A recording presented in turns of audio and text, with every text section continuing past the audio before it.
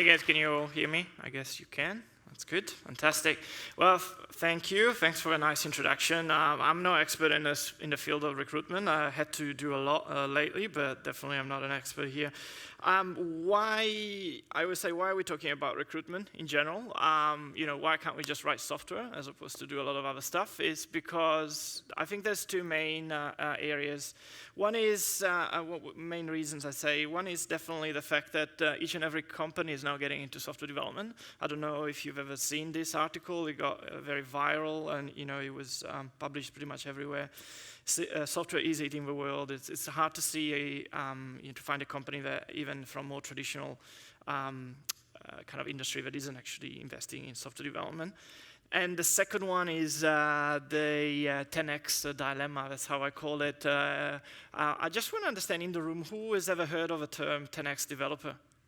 There you go, most people, right? Interestingly, I did a bit of research, and it's funny because it's based off a research in the 1960s. It was really heavily criticized, but the actual outcome of the research the numbers were so staggering that even though the research saying that the best developers are 20 times more efficient than the worst, it kind of got into the 10x. They kind of tried to smoothen it up a bit. So the long and the short is, what I mean by these two areas is everybody's hiring software developers. The market is really saturated from that perspective. It's hard to find the right ones. Now, I think that if you're a people manager, 90% of your success is the people that work with you. For me, it's really, really important to underline that. And I think that most companies fail to put the necessary effort in the hiring process. And so, and the reason why I say that is because, for me, it really sets a stage for the whole tenure. When a software engineer comes on board and had a pleasant process and he's been challenged, he'll stay longer, he'll enjoy it. You'll get that's what I call at least a 6 months of honeymoon for sure. Now, let me give a bit of history about what I've done, and my personal experience. I've hired 70 people so far. All right, I've been conservative with this number. It's not a huge number. All right, I'll be honest with you. I've interviewed more than 200 people, and that's a sad stat to report. But the interesting thing is I've done 60% of that in the last 12 months, and I was kind of compelled to do it. And it was a very interesting and challenging thing for me because I have a high bar. I don't hire anybody. I actually do believe that the best developers are not that many, and they're rare, and I want to work with smart people that can teach me as well as I can give to. And usually volume and quality don't go hand in hand. So what I'm going to give you is a very opinionated view of what I've tried to achieve. I'm going to go through a lot of stuff, and maybe a little bit quickly, but I'm happy to get questions at the end. If you don't agree with some of the stuff that I'm going to show, it's okay. It's good. It's here more to kind of get you thinking about it rather than convincing you 100%. So, what is recruitment? This is my opinion. For me, recruitment is about sourcing people. It's about assessing their fitness, and it's about, very bad term, but I can't find a better one, closing, i.e. convincing them to come on board, right? So let's go through these 3 areas one by one. Now, sourcing. Sourcing is what I call all the activities that lead candidates to be interested in you as an employer. Right, there's the 2 main areas that are passive and active sourcing.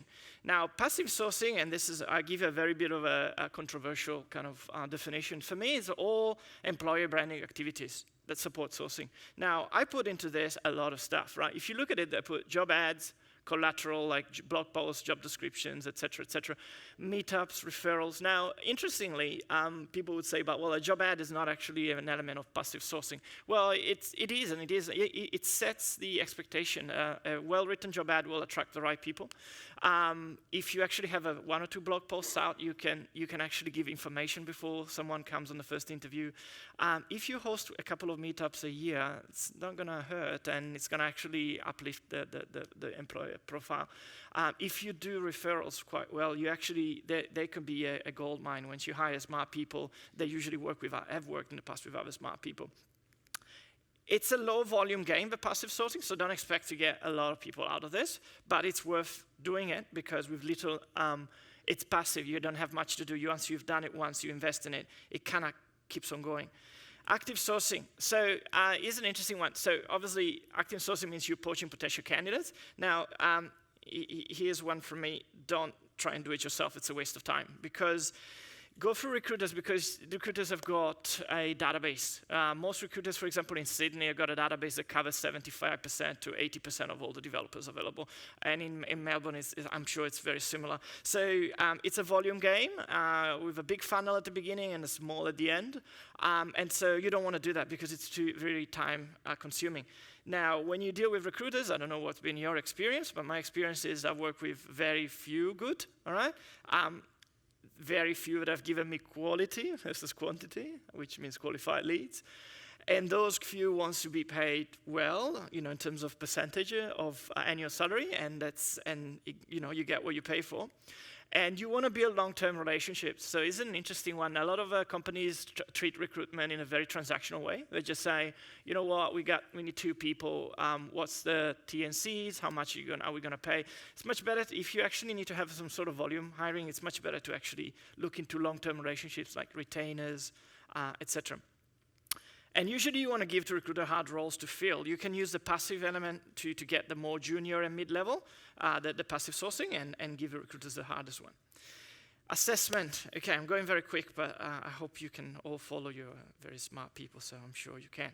So it's a crucial part of the process. So the idea is, okay, so what are we going to assess? But this question is not, I think, the right question, because we need to take a step back and say, what people do actually want to hire? So that can help us define what are we going to assess and how are we going to assess it. Now, here's the thing. I had done a lot of hiring before, joining, for example, SiteMinder. But when I joined SiteMinder, I had this volume targets to reach, and so in a way, I thought, well, I've just been relatively lucky. Maybe I'm good at interviewing. Maybe I'm good at convincing people. But never actually had taken the time to write down and define really what I am looking for when I interview someone. So what I did is to try and understand this, I actually just went and tried to learn from the best. So if you're familiar with recruitment processes in US West Coast companies, the various Facebook, Google, etc., Amazon. Not that I actually have taken that process, but one of the elements that they always bring to the process is that they actually compile effectively what I call a blueprint of a candidate versus an ideal blueprint. And when there's a higher match that goes above a certain threshold, they make a higher, right? So here's the thing. You need to come up with your blueprint. Now, I'm going to share with you my blueprint. Okay?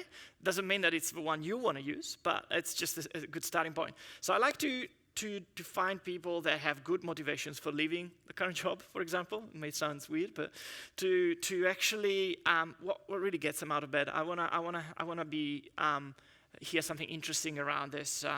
I want people that are usually curious, all right? That demonstrated interest in multiple technologies, that can understand the pros and cons, they like to learn new stuff.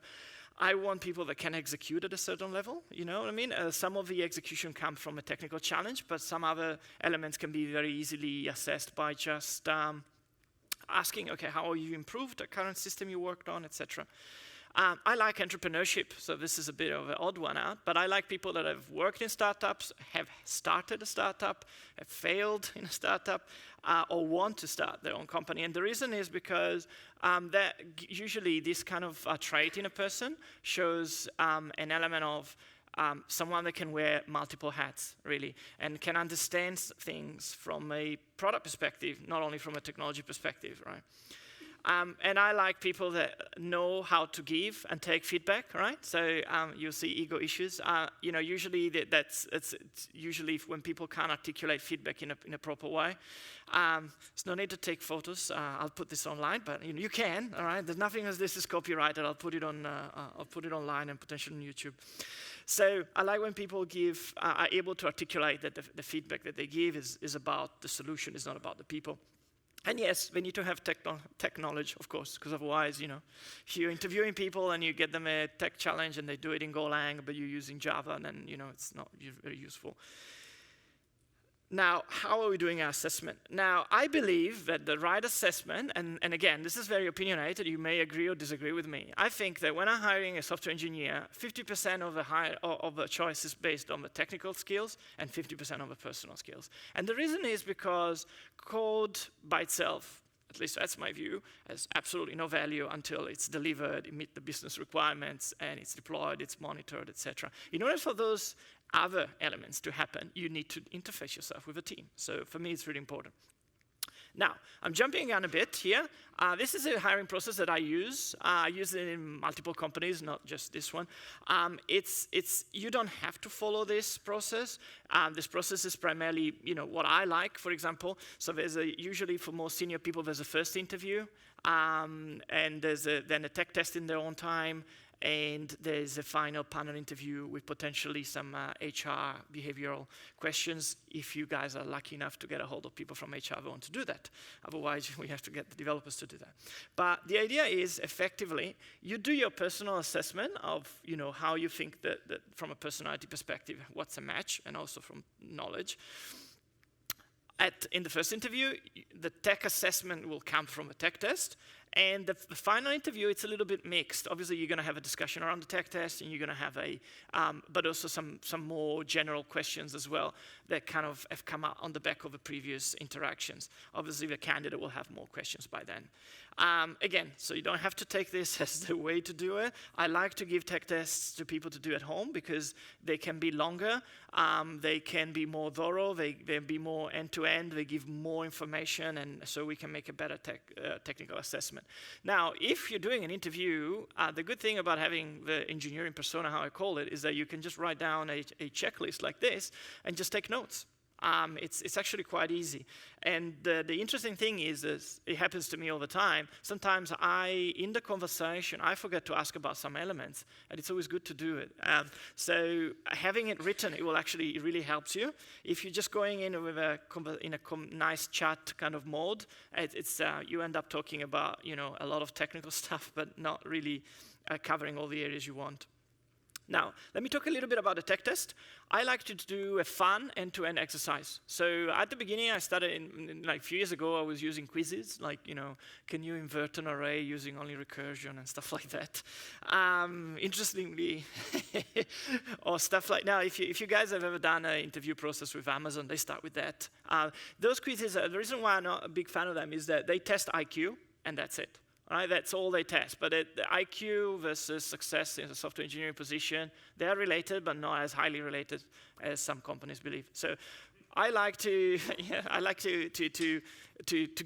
give 90% of requirements are clear and 10% have to be assumptions. Because if it's everything clear, it gets boring. If people need in real life, even 90% clear is actually a bit generous.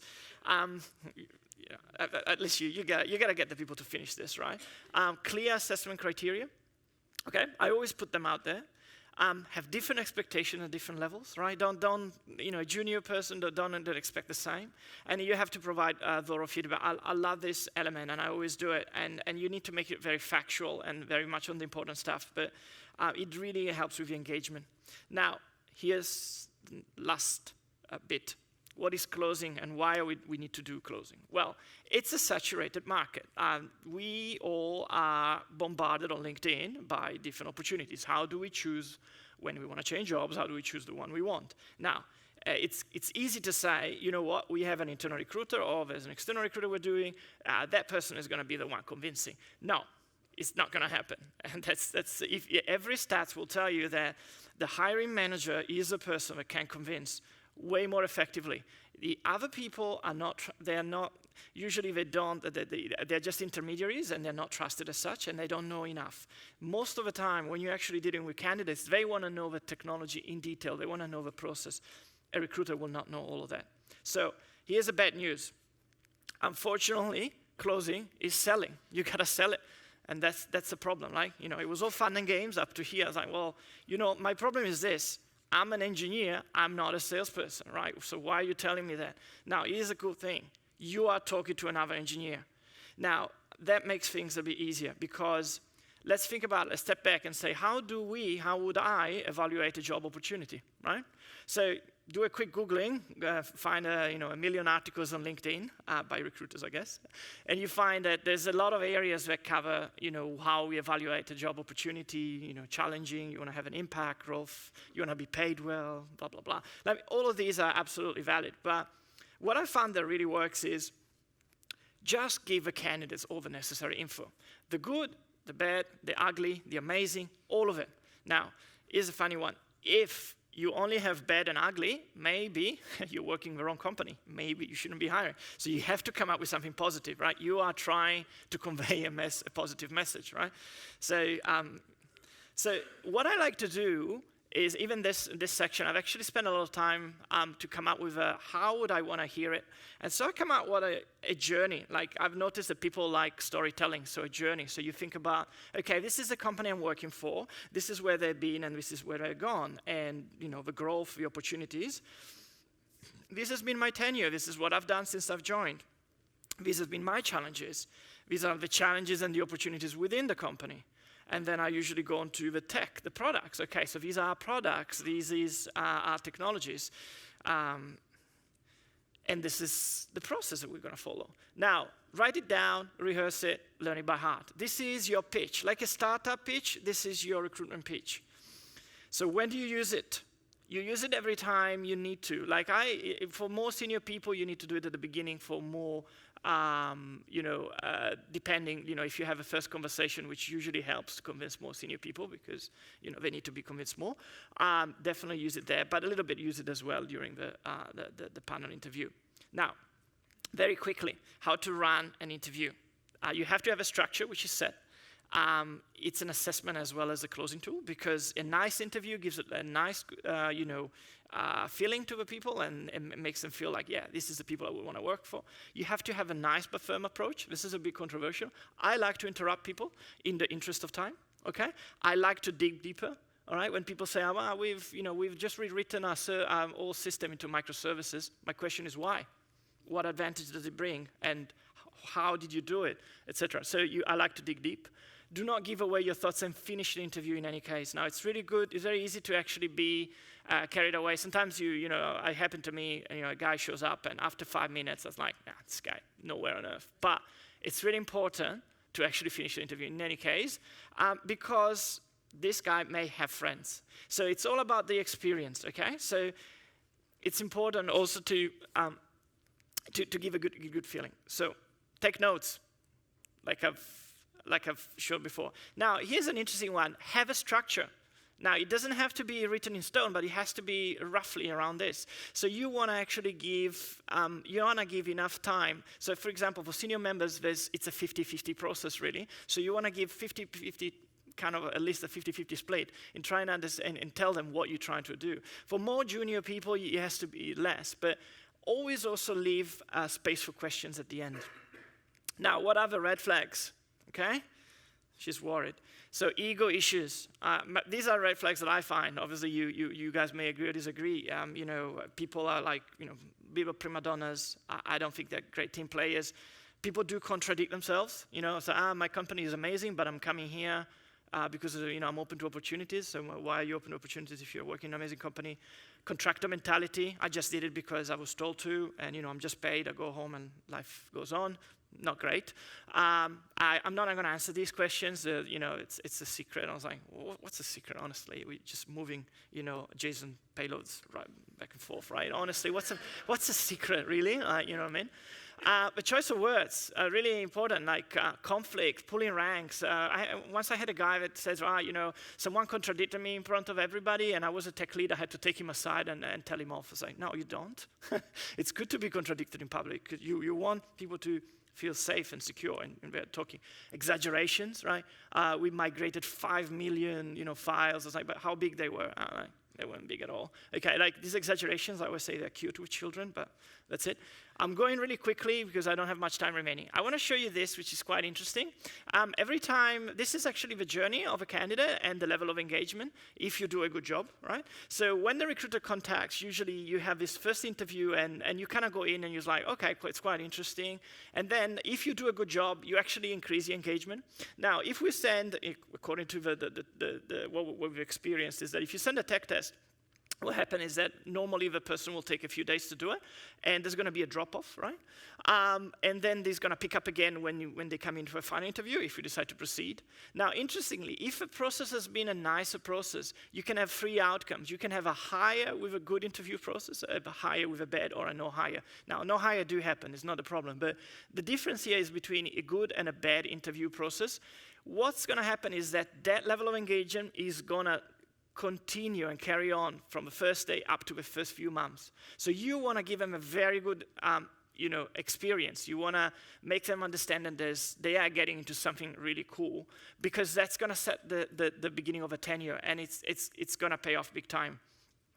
Obviously, there's a risk there. What I try to mitigate that risk is I like to write nice emails.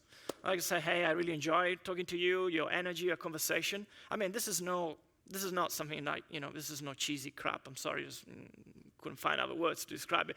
I really enjoy talking to this guy. We end up hiring him, by the way. But the thing is, you need to make them understand that you care about them as a person and as a candidate, and that's going to pay off because you want them to do something for you, this tech test. Now, it is crucial to validate your approach with numbers. Okay, so usually use a window of 2 to 3 months. Even if you're hiring one person to 100, it's the same thing. Validate your approach and take a step back. If things aren't working, you got to change something. All right.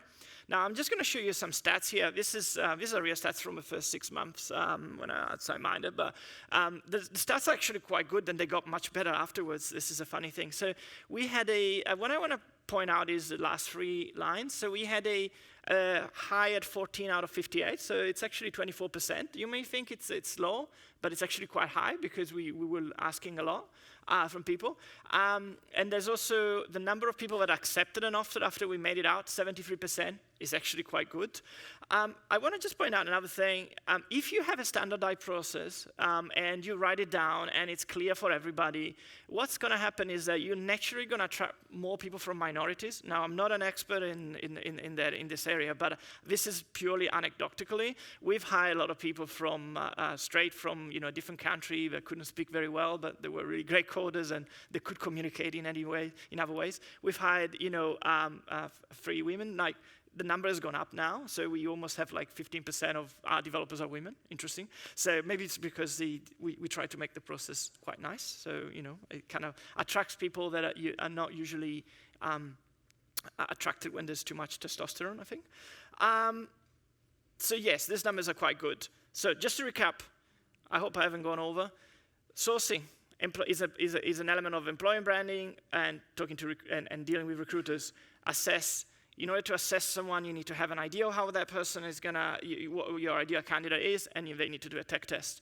In order to actually sell it to a candidate, you need to have some sort of pitch, right? If you ever work for a startup, the pitch deck is what they always go around to get funding. Now, you do one to actually get candidates. And your tech test, if it's nice enough, if you're giving thorough feedback, if you're actually adding value to the candidate, that's also going to help you a lot with closing. I'm just going to leave you with this. Jim Rohn, great motivational speaker, used to say life seemingly doesn't seem to waste success on the unprepared. And it is true. You need to put some effort. You need to think it through, and the results will come. Thank you.